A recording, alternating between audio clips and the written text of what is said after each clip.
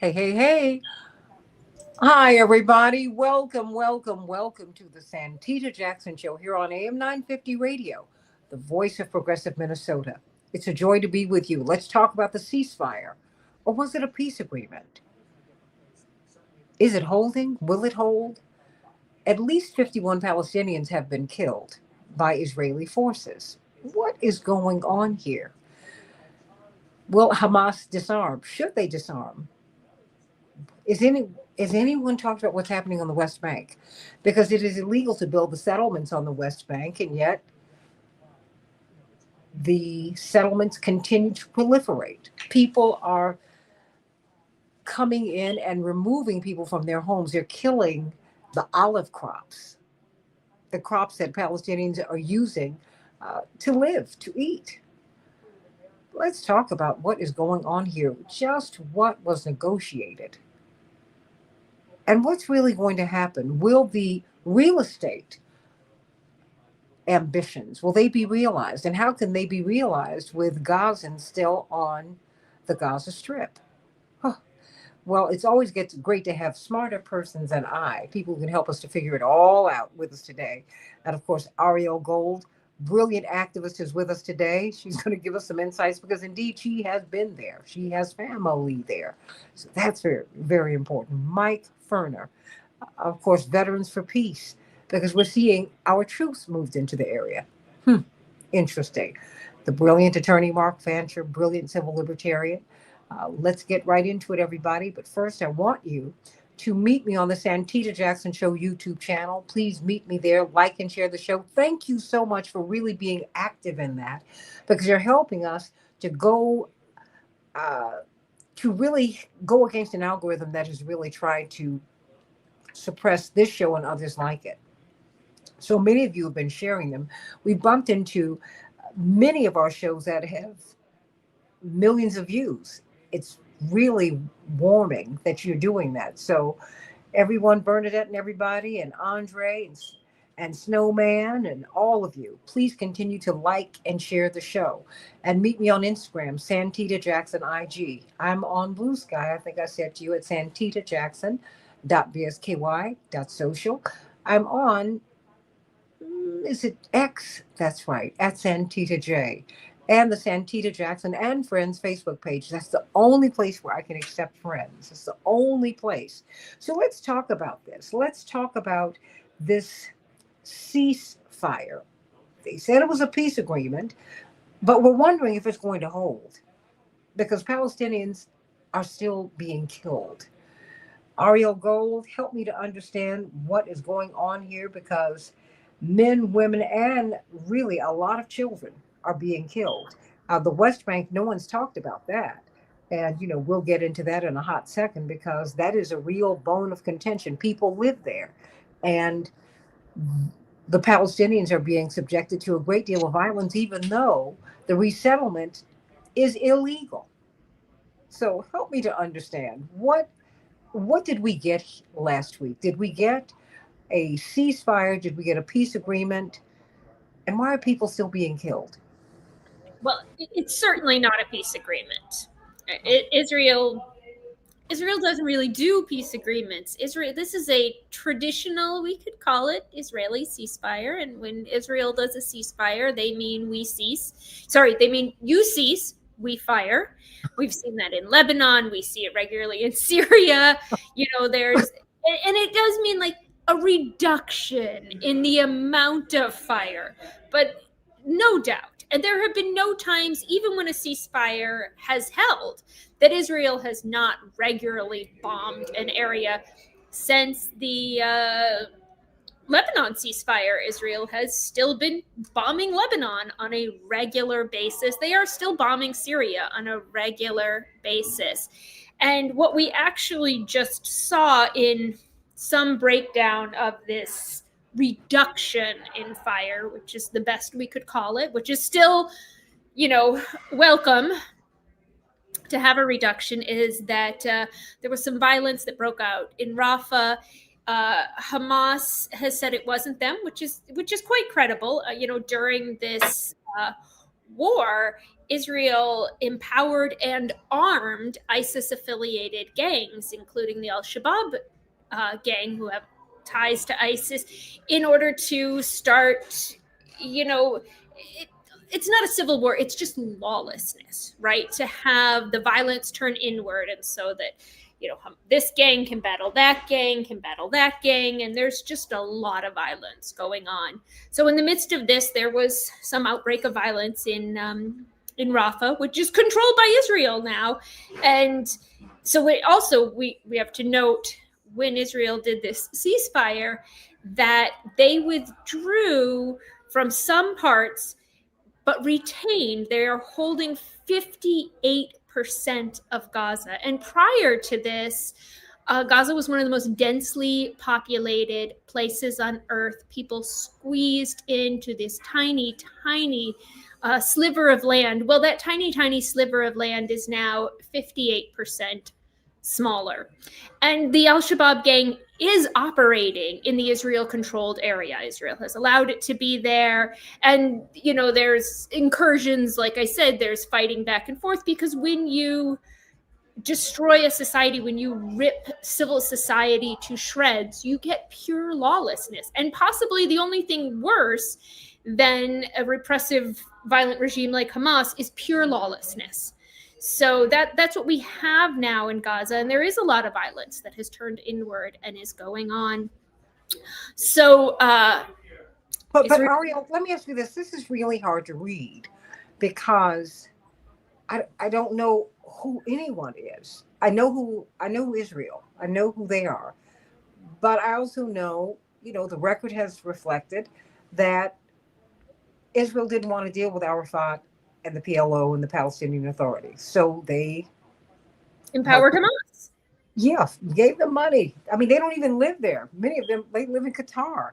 So, I mean, help me to understand who is who. You're giving me all these names. My eyes are, I'm trying to keep up, because it seems like, it seems like nobody's representing the Palestinians. We said from the beginning that you can't eliminate, you can't bomb hatred, right? When you bomb hatred, you just get more hatred. When you bomb fear and desperation, you get more fear and desperation. So we said from the beginning that if Hamas were to be able to be eliminated, what you get is Hamas 2.0 or ISIS or this or that. So And there has been lawlessness in the north for quite a while now, and that's where some of the looting comes in. I've heard reports of incredible sexual violence, which goes with bombs and destruction. That's, part and parcel of a war. And the devastation is so severe that since this lessening of fire came into effect, that violence has largely turned inward. And when Israel bombed, boy, they didn't mess around. It was a good hundreds of strikes, right? It wasn't like a tit for tat, Hamas, whoever killed 2 Israeli troops and then Israel fired a little bit. No, they went all out, full scale. And we want to keep in mind as well that even in this less firing, Israel had dropped somewhere between, some reports say 70,000 tons of explosives to 200,000 tons of explosives over the past 2 years. The 200 tons would be the equivalent of 13 Hiroshimas. So let's say it was only 5 Hiroshimas, right? That leaves, and 10 to 20% of those weapons are duds, going back and forth between kind of the smart newer bombs or the older bombs, meaning they don't explode upon impact. So on the same day that the Israeli hostages were able to return to their families and Palestinian hostages were let out of the Israeli prisons, we saw children playing near Al-Shifa Hospital and coming across one of these unexploded bombs. And the next thing we know, we have a huge explosion. This is a regular occurrence, and they say up to 14 years before the unexploded, they're called remnants of war, are able to be cleaned up. So we're going to see a lot more of this as well, even if this ceasefire holds. As they start to clear rubble, you're going to you're going to clear bombs, and we saw that during the January 19th through March cessation of fire as well. Bulldozers that go over those weapons and explosions and children dying. So this war has far from claimed all of its victims, even if it were totally to end today. And Israel, when they resumed their bombing in retaliation, they also stopped all humanitarian aid from entering as well. So all food and all medicine was stopped as well. And I just want to note within that the Jewish faith says in Proverbs, if your enemy is hungry, feed them, and if your enemy is thirsty, give them water. So this idea that starving a civilian population is somehow a legitimate part of war is a violation of international law. It's a violation of our basic common sense, and it's a violation of the Jewish faith and Jewish values as well. But a couple of them, because you prompt two questions, because wars are between armies. Hamas isn't an army, right? I mean, they're not. But there's a difference between Zionism, which is political and secular, and Judaism. Because Judaism is not in alignment with any of this. But so help me to understand what we're looking at, Ariel, because I think that it's important for us to distinguish. Yes? Yes, of course. And certainly Hamas is not an army. And we should note as well that much of the weapons that Hamas compiles, or whether it's Hamas or Islamic Jihad or Al-Shabaab, but much of they compile is from the remnants that Israel leaves behind as well. And so we know the real beneficiaries of those. It's Lockheed Martin and Elbit Systems, Israel's largest weapons company, and Boeing and Northrop Grumman. So we have a situation here that is feeding more violence and an endless cycle. But yes, the violations of Jewish values and the contradictions between Judaism and political Zionism and the actions of the state of Israel are so extreme, it's hard to comprehend, though I guess comparable to the perversions of Christianity that we see here in the United States. And and everywhere, but I think it's important for us, because this is the first time that I think we've been able to do this, maybe in 60 years or so, to really make the distinction, Ariel, between Judaism and Zionism. And I know that's something that you've been very keen on helping us to see, because there is an absolute difference. Mike Ferner, we're finding, I was reading Middle East Eye, and this is the headline: U.S. troops establishing civil military coordination center and will monitor Gaza with drones. That sounds suspicious. The story begins this way: around 200 U.S. troops who have been deployed to Israel are establishing a civil military coordination center to monitor the Gaza ceasefire. That sounds like the start of something big, as the song says. What does that say to you, Mike Ferner? Well, to continue the metaphors, it also sounds like the fox garden, the hen house. The United States, of course, is the main reason that this genocide began and continued. So just before we went on the air, I was doing a little research for a talk I have to do Sunday, and the Unitarian Church wanted me to talk about the resistance to the Vietnam War. So I was looking up a really good film that was made maybe 15 years ago. It's called Sir, No Sir. And it's the story of the GI resistance movement. And it chronicles how and why and how many sailors and airmen and Marines and Army personnel decided that they were done fighting for the empire in Vietnam. And it's an amazing story. And I really hope that the same spirit will catch among the American GIs that are being sent to Palestine, because they won't have any idea what has happened to that land until they get there. Mhm. When they see what Israel has done and what U.S. bombs have allowed Israel to do, there is no way that that cannot be touching them. And I've worked with, as through Veterans for Peace, I've worked with probably a half a dozen, mostly Air Force, interestingly, personnel who, once they understood what was going on in Gaza, going back to almost 2 years ago, they started thinking about what their job was, and several of them got out as conscientious objectors, and others just quit functioning. They just said, I'm done. I'm not doing anything. And I think once American soldiers get over there and see what's been done to the people of Palestine, they're, at least some of them are going to have a change of heart. And I hope it affects that entire contingent of U.S. GIs that are being sent over there. And we'll see what happens when that news gets out.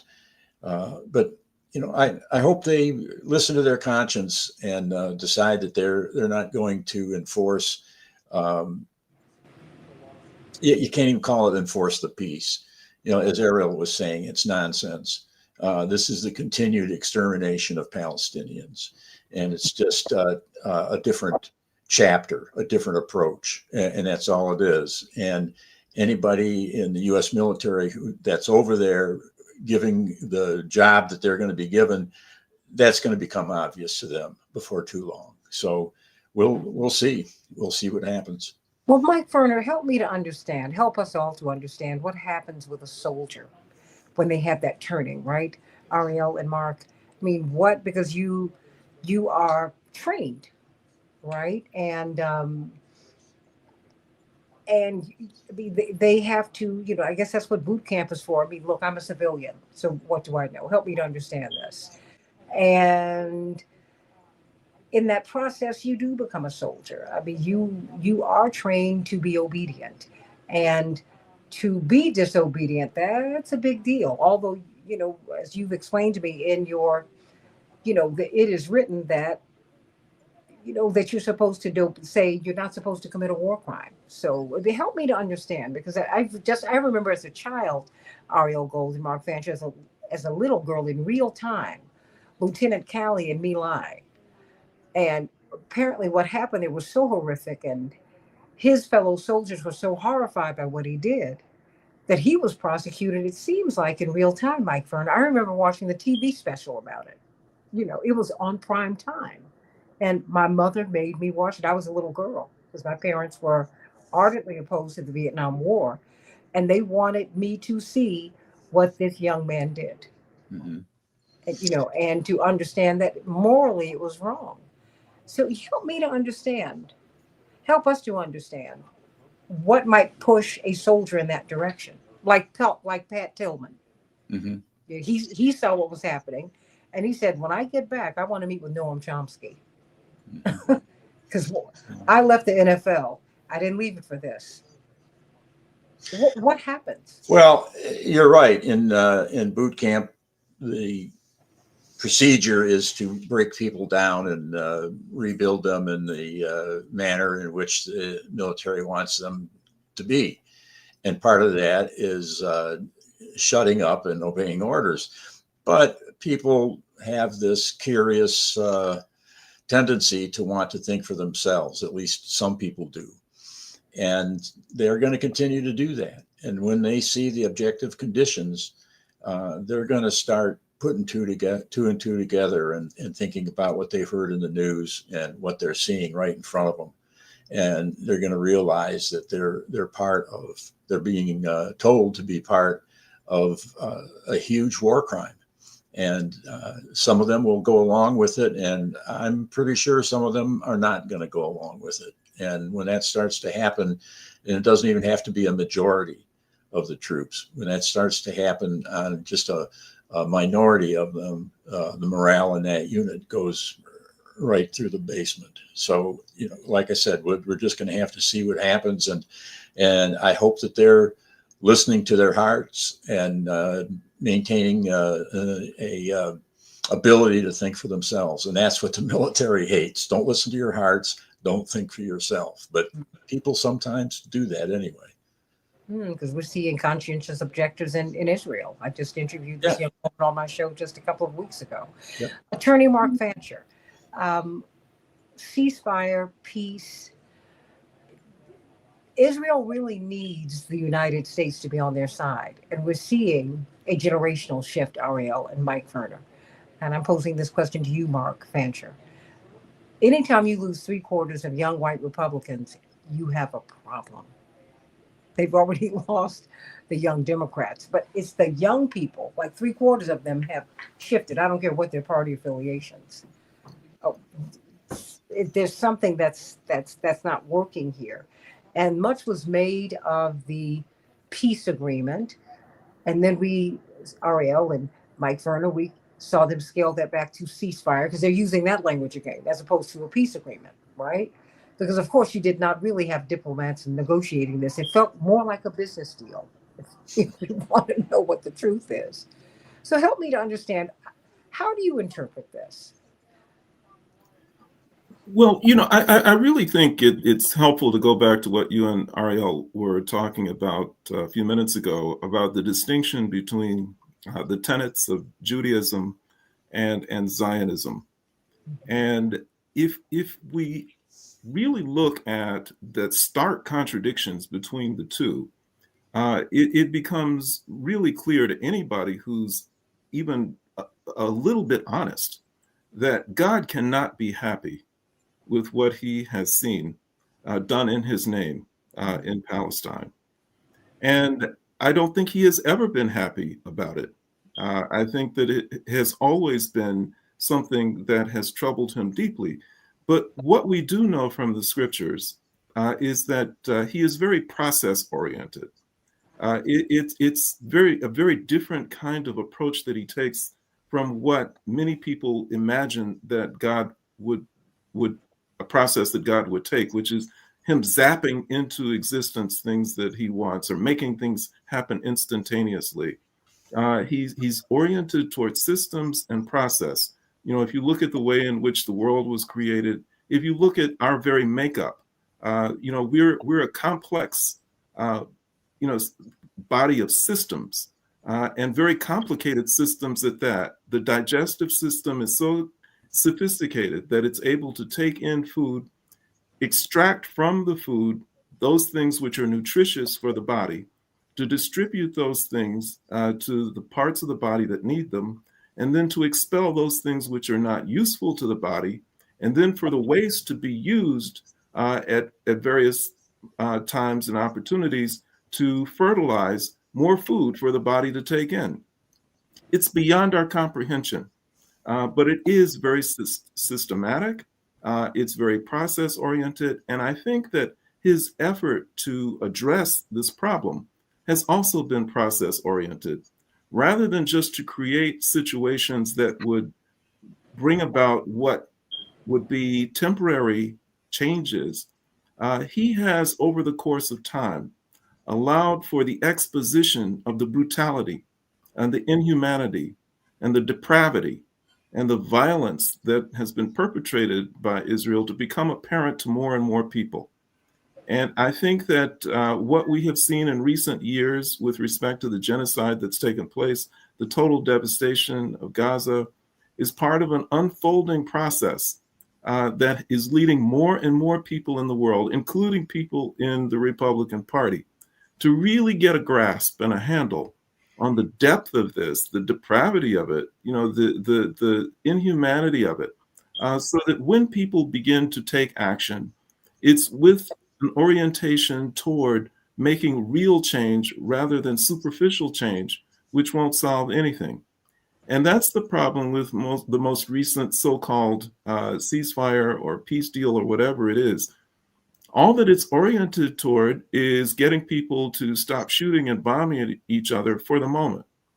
but it does nothing to address the underlying issues, which have been from the beginning the dispossession and displacement of an entire population of indigenous people, and the ongoing suppression and oppression of this population, and ongoing injustices and barbarism and violence that's been perpetrated against them.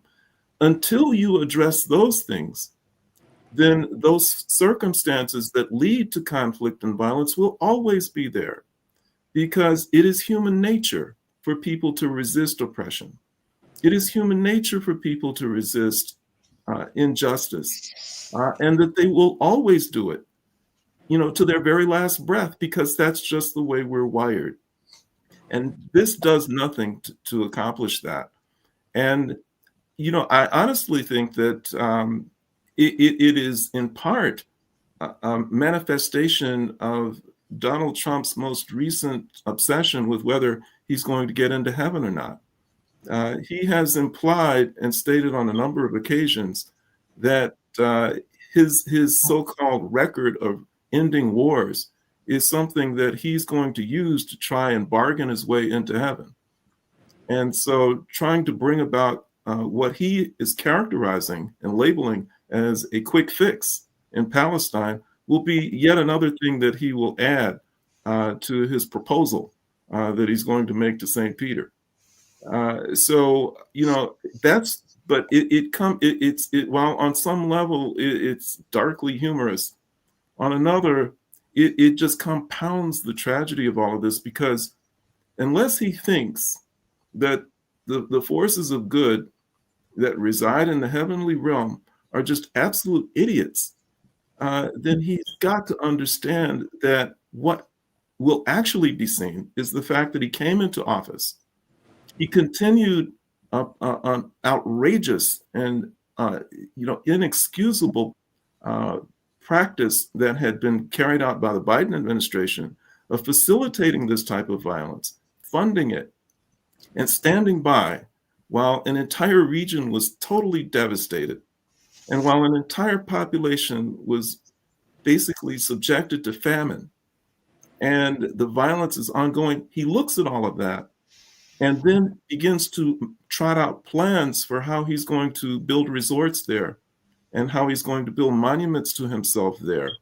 And it's only after all of that has happened, after the region has been totally devastated, and he begins to panic, maybe because of medical reports or whatever, that he's not going to get into heaven, that now he turns around and says, look what I did.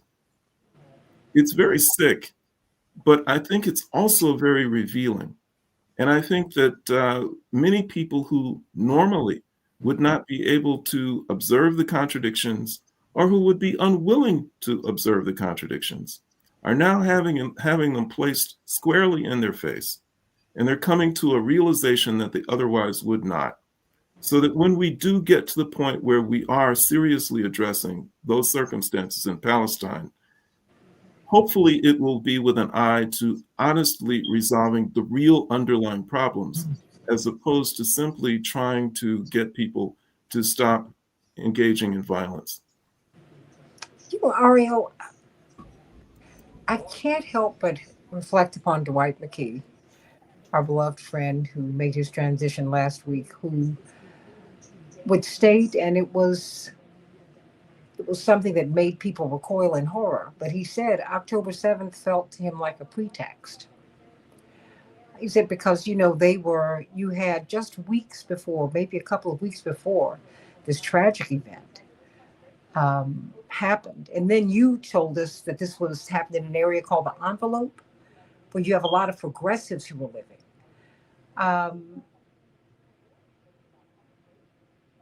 Prime Minister Netanyahu presented a map of this new Middle East, and it didn't include Gaza at all. And I have to wonder, what is the end game here, Ariel Gold? I mean, because you have Jared Kushner, who has plans with the Saudis and other Arab leaders and other Israeli developers, and who, heaven knows who else, to develop Gaza into some resort area. No one's talking about that. But I can't help but think that he was over there working through those plans. It felt more like a business deal. Like, can we get can we get this done already? Because remember, that's what President Trump said. Come on, you guys, wrap this up. It sounds horrifying because you're talking about people's lives. Let's take a couple more things into account. When I said that Israel has depopulated the majority of Gaza, where they have squeezed the remaining people who they haven't killed, is the sand dune area. So it's completely unable to be farmed. And, for Israel, it's always about the land. So it was on October 8th, I said they're going to take the land. They're going to take at least half of Gaza, right? They're going to take the land. They always take the land. But, as well, so this line that they've pulled back to, this 58% of Gaza line, that is supposed to be only the first line of this plan. And then they would pull back further. But I bet you dollars to donuts, they're not going to pull back any further. They're going to take that land. And while the remaining people in Gaza are not able to bring in the tools to do the cleanup that needs to take place, right? To remove the remnants of war, which are essentially the same things as landmines, right? It's all throughout. Israel does have that ability, and they certainly will clean up the area that they're taking much faster. And I've heard as well that through quite reputable sources that they will show a model reconstruction in a part of Rafah with those gang members as well. And my immediate thought as well was that during the Holocaust, there was a model concentration camp for visitors. I'm terrible at pronouncing the name. It's quite a long German word that starts with a T, but this is what they're doing as well. And at best, this is a return to pre-October 7th, which was periodic bombing, periodic incursions and periodic bombings of Gaza. So that is what they have made the status quo, or the peacetime is anything but peaceful. And of course, we're adding in the starvation to that.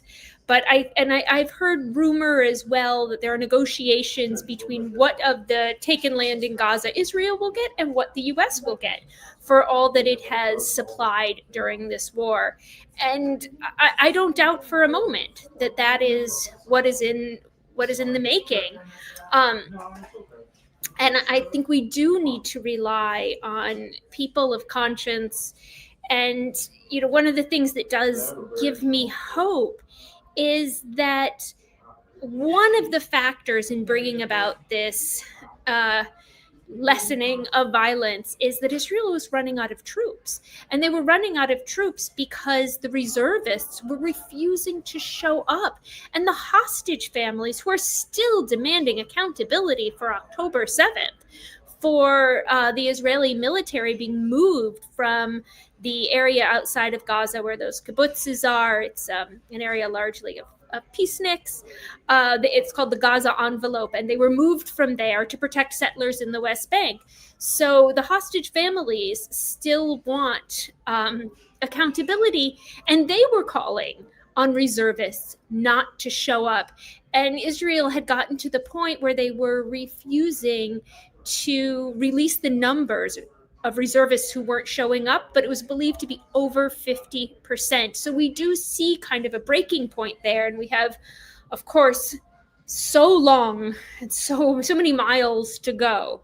But there is a level of exhaustion that took place. And that is sort of my biggest hope, that we won't go back into the day after day full-scale genocide. Well, I mean, Mike Ferner, one has to wonder what this will all look like for troops. I keep going back to that because I keep wondering. It seems like we're not, Ariel and Mike, we're not moving toward a peace, because what we had before October 7th was what President Jimmy Carter called an apartheid state. I mean, this was, the Palestinians have never known peace. I've never known justice, and therefore nobody over there is going to ever know peace. So help me to understand. I mean, where do the, I mean, if they're putting troops over there and they're using drones, right, instead of people. We've had drone operators uh, leave their posts because they said this is immoral. This is not a video game. These are people that we're killing here. Uh, Just what is the end game here? I mean, how does, given the shift that we've seen with young people with respect to this particular crisis, we're sending young people over there. I cannot help but think that at least a portion of them would object to, are already walking in there under objections. Well, as I was talking about before, we'll have to see how that plays out, and I hope that at least a quarter of them are still keeping their brains working. I want to go back to something you had said, or Ariel, perhaps, not sure at this point, but about this almost being like a business deal.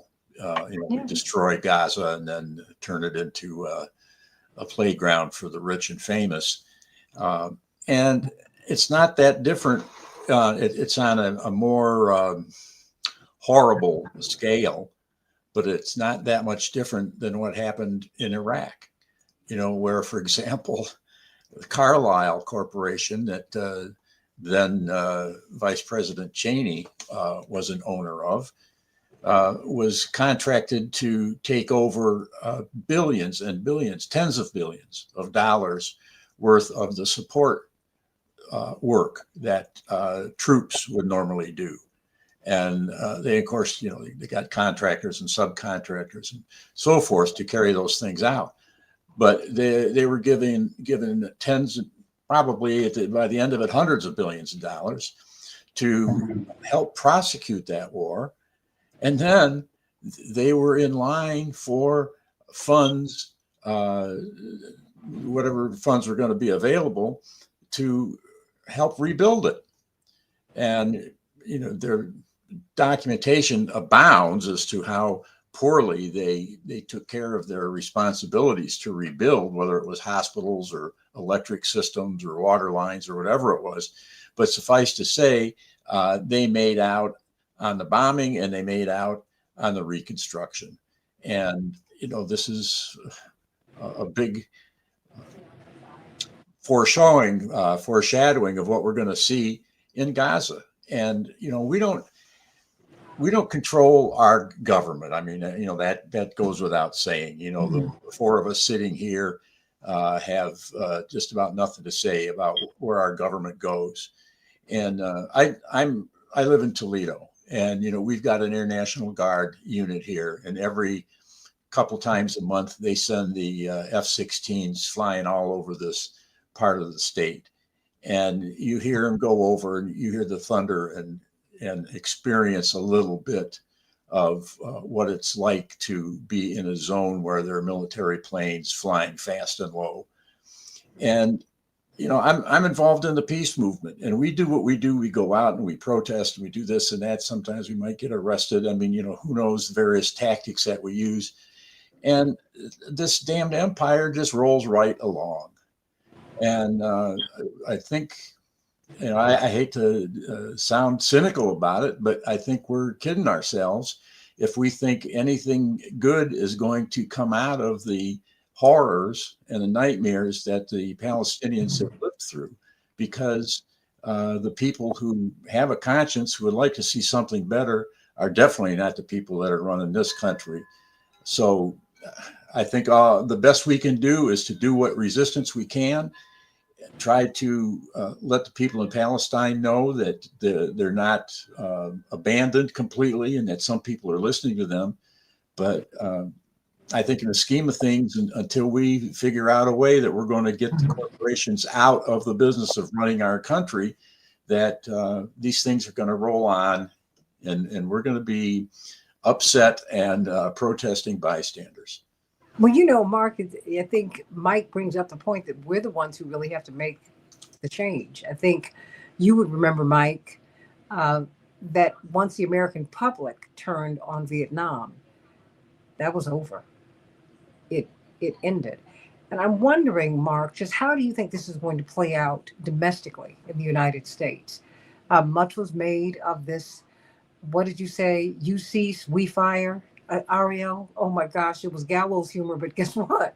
It made so much sense to me because that's what happens. That's why I said, wait a minute. I think you got a point here. And how do you see this playing out domestically? Because when you talk to young people, and I'm blessed to have nieces, nephews, and godchildren who are in their 20s, and talking to their friends, they are so far away from, to them it is a foregone conclusion that this is not going to work. And you look at the impact, and no one wants to talk about this, Ariel. We were just at the DNC in February. You were just with them in Minnesota just a couple of months ago. The young people are already gone down the street with this. This No Kings protest more than doubled in size. They've estimated 7 million. It felt like it was much, much, much more than that. When you did the aerial shots of Chicago, they said 250,000. I've been marching all my life. It was more than that. I mean, so something is going on. It's almost as if this is being carried out over the objections of the American people, which to me is very, very dangerous, Mark. And also potentially very valuable. I think that, Mike mentioned nothing good will come of all of this. And he's correct. But also, it's possible that what will come from this that is so good is an irreversible rising level of consciousness. That when people are able to see, injustice in such stark terms, such violence in such stark terms, when, as you say, Santita, you see when they're able to see the government doing things over their objections, then it causes their consciousness to rise. And I think that the largest impediment to having reversed empire on the planet has been the unwillingness of the broad masses of people to come out from under an externally imposed self-delusion. In other words, the empire succeeds, evil succeeds, Satan succeeds only by lying and lying and lying and lying. And the lies are always designed to make people presume that what is evil is good. And so for so long, people have been told that America is a force for good. We are the champions of democracy, that our government is the best government that there can be, that we have the best model that there can be, that our economy provides opportunities for advancement and upward mobility, and free markets are the most wonderful thing in the world, that the major multinational corporations are a force for good because they go into all corners of the world and spread all of the good things that they manufacture and help to provide opportunities for the world. Lies. All of them are lies. And what's worse is that there are so many progressive people who believe that on some level. They continue to believe that all that we need to do is we need to somehow mobilize enough people to get people to just reorient the empire, to get it to be nicer, to get it to really represent the interests of the people. That's not the mission of the empire. That's not the mission of the government that we live in the United States. And to the extent that your nieces and nephews and younger people that you know have come to realize all of that, that represents major progress for people. When we begin to reject the empire, when we begin to reject the political system and the government that we have, when we reject all of it because it has been responsible for all that we are witnessing and which has been of such great concern to us. When we do that, then we've made a major, major leap forward in terms of the ongoing effort to end the suffering of so many people. And we won't ultimately win this by getting into an armed confrontation with the empire. We can't win it that way. But we can win it by rejecting it in its entirety and building something that is completely different and completely new among the broad masses of people of the world who are people of goodwill and who want to realize a different kind of a vision. And that is where you ask, how is this going to unfold? I don't know, but I'm hopeful that that's the way it will unfold, because that is the model that we've been given, even by Jesus himself and his first followers, who were dealing with an empire themselves. Mhm. You know, the Roman Empire was all powerful and all dominant in that region. Nobody thought that it could be in any way disrupted or upended. And those first followers basically said, we're just rejecting it. It doesn't represent who we are. It doesn't represent our values. It is fundamentally unjust. And they realized that they're not going to go and overthrow the Roman Empire, but they did withdraw from it. And they built something new.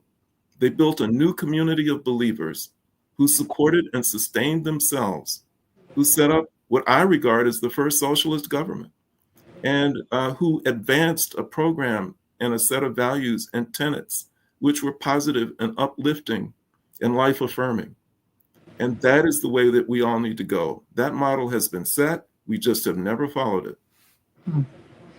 Ariel, what is the internal conversation that is occurring in the Jewish community in the United States and in Israel? Oh, you're on mute. There is an earthquake in American Judaism, like perhaps something certainly in my and my parents' lifetime that we haven't seen, right? From a blind support of Israel. And we could even, I dream, or I foresee a renaissance of Judaism as well, because for a long time, for the entirety of my life, Judaism in America came to be symbolized just by support for Israel. That was the Jewish American identity, and as younger Jews, really my children's generation, began to learn the truth about what was happening, what had happened in 1948 and 1967, and is happening today to Palestinians. It conflicted so much with the Jewish values of tikkun olam, which are prominent among American Jewry, that there has been an entire revolt of this kind of blind support for Israel and for the Zionist political project. And, you know, one of those things, so I was thinking a bit as Mark was talking about a few things. So one is that in the Talmud, it says that one must forfeit their own life rather than kill an innocent, than kill a civilian. And so those are the kinds of values. And the Talmud says, like, that you have no way of knowing that your blood is redder than their blood. That's the analogy that's used. And so we have an obligation to protect human life, the life of all people. And in Judaism, that's B'Tselem Elohim, that all of us, every single one of us, are created in the image of God. And so to save a life, Judaism is made up of all kinds of laws, right? And we see that in, kind of Jewish Orthodox practice, the Shabbat laws and all kinds of things. Well, you're prohibited to break those if it's to save a life. And so that value is so deep. And the younger generation is now bringing my generation and my parents' generation along with them to say, we do not support this. We do not want this in our name. We do not want State of Israel bonds. We do not want to be a part of this military machine. If we look back at the centuries of Jewish history, the times that we have had as Jews a military go back to biblical, and then today, really, with any type of military. And Judaism and Jews have survived by putting in our lot with others who are oppressed. We have survived as a small, unarmed, nonviolent minority by being in solidarity with others who are oppressed. And that's often cited as the reason that we frequently see an outsized Jewish presence in social justice movements, from labor to other movements. And we saw that certainly like in the Soviet Union or in the Bolshevik Revolution with the Bund. So we have this history of survival that way. And it is through that kind of solidarity and human kindness and goodwill, the nurturing of that we survived as a people from the Holocaust as well, or that we can go back much further, that we survived the Spanish Inquisition and our expulsion from Spain. My family in particular, we were expelled from Spain back in 1492. We have been through all kinds of calamities.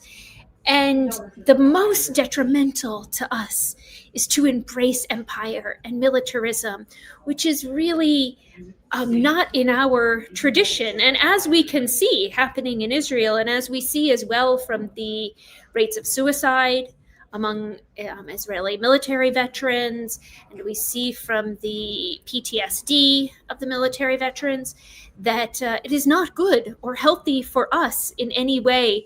It is a complete fallacy to think that a people can be made safe by guns and bombs and walls. That is not what can ever secure Jewish safety. It is only through the liberation of all people. And so in particular right now for Jews, that means the Palestinian people. Of course, it's many other oppressed groups as well, but so specifically the Palestinian people. It is only through that liberation, and the Talmud as well recognizes that peace cannot happen without justice, that it is a necessity for peace to have justice. And so it is through that kind of just living and solidarity and redemption for all of us. It is only through that we as the Jewish people will find safety in our own liberation and our own redemption. Mike Ferner, you brought up Justice Ariel. He brought that up. He said, wait a minute, you can't have peace without justice. If you could talk to a young soldier, what would you say? Someone who was about to be deployed there, even to guide the drones, what would you say to them?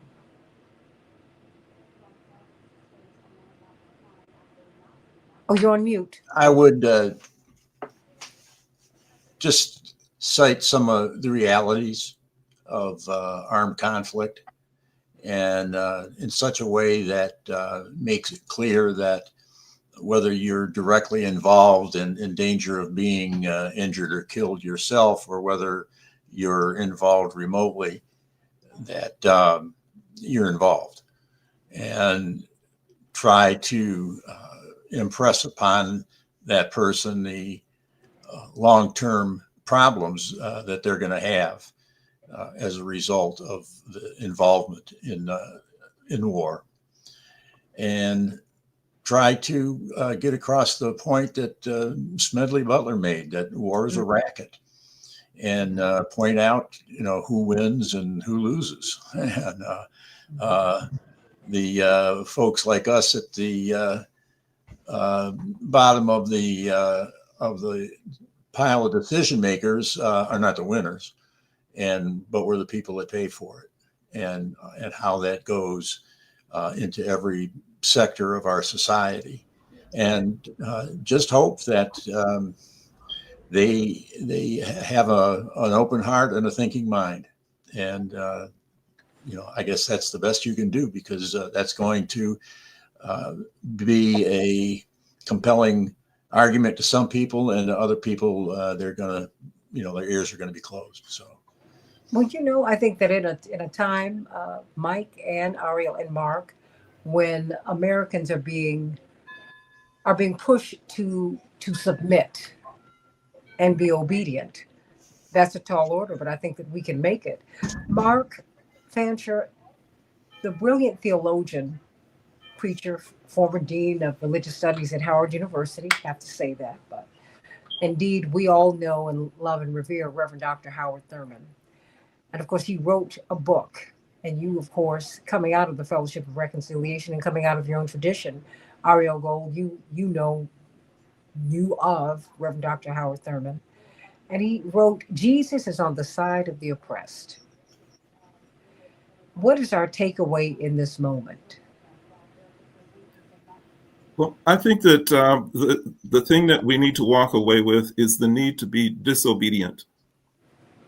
We are being told that we need to hate people. We're being told that we need to have enemies. We're being told that we need to be afraid of other people. And I think that the most radical and positive thing that we can do on a mass level is to just start making friends with everybody, because nobody wants to go to war against a friend. And, one of the most beautiful things that could happen is if the broad masses of people, broad masses of Jewish people in Israel who really are not with the Netanyahu program, were somehow able to actually start making friends with Palestinians, just everyday Palestinians. If all of us, reached out across the globe to Africa, to Venezuela, where they're being bombed, to the reservations, to Haiti, to all corners of the world, and we began to develop real bonds of friendship, real working relationships, and a shared analysis of who the enemies of all people are, then that would be the most effective, progressive, and radical thing that we could do to change this world. And it's not something that would be very complicated or difficult. We're able to do that, but we are very obedient, and we want to continue to demonize different people, whether they're immigrants, whether they're Palestinians, whether they're First Nations peoples, whether they're Africans, whoever it may be. We want to be afraid of all of them when we really need to be friends with all of them. Ariel Gold, would you like to say anything? I know you've got family there. I do. And you're hoping for a peace, but as Mike Ferner has said, you cannot have a peace without justice. It still has not arrived. What would you like for us to think about as we watch what's happening in Gaza and Israel and the West Bank still?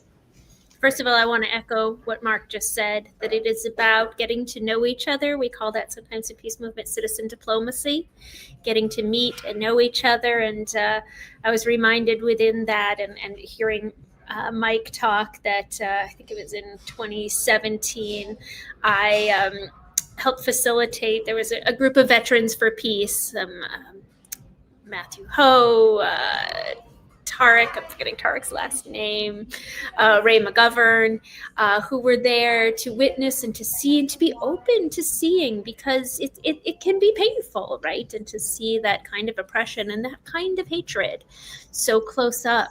But we have to open our hearts that way and be willing to move past that fear.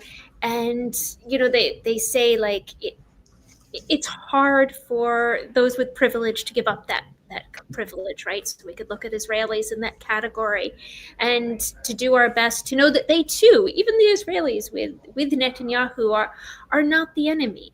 It is not the people who are the enemy. It is the systems of oppression. It is the weapons companies and the capitalist systems and governments and imperialist systems that are the enemy. And that what can we do to work together to focus on human needs and human goodwill and the recognition that all suffering is our suffering, right? All children are all of our children. And I also want to just kind of give some hope, and happy to keep talk with you more about this, Mike, but love to see any ways that we might be able to facilitate helping the American soldiers being deployed there to connect with some of the peace groups in Israel. Specifically, I think of Breaking the Silence, which is a group of veterans who speak out on, and they were part of that tour that I was helping facilitate, but that tell the stories of what they've done and break that silence of the military, that obedience and that fear, and expose the systems of apartheid and oppression. And then, of course, there's the Refuser Solidarity Network, which are conscientious objectors. There have been conscientious objectors in Israel since 1948, since the beginning of the state. People have said, no, no, this will not give us safety and peace. This violence will not, peace may be much harder, right? Negotiations and diplomacy takes much more and it's much harder, but it's what brings peace and a much better world that I still, despite everything, believe is possible. Well, it's possible. It is already done. We just have to get there. As my mother reminds me all the time, Mike Ferner, Veterans for Peace, Ariel Gold, brilliant, brilliant activist. You've been with Code Pink, you've been with Fellowship of Reconciliation. Oh, all the great things that lie in store for you. And of course, Attorney Mark Fancher. My mother says that God has already won. The question is, which side will you be on? God neither sleeps nor slumbers. So everybody, let's get on the right side and let us have justice. And when we will have justice, we will also have peace. May God bless you all. And you know what? We are going to be talking about the deployment of the National Guard to Portland. Will Chicago follow? This is a consequential case, everybody. It's big, big, big, big, big. Oh, there's so much that is going on. Let us pray for the USA. The Clark sisters had a marvelous song about that many years ago. Let's pray for the USA and pray for the world. We can make it a better place if we decide to do it. I am Santita Jackson. May God bless you all. AM 950 Radio, the voice of progressive Minnesota.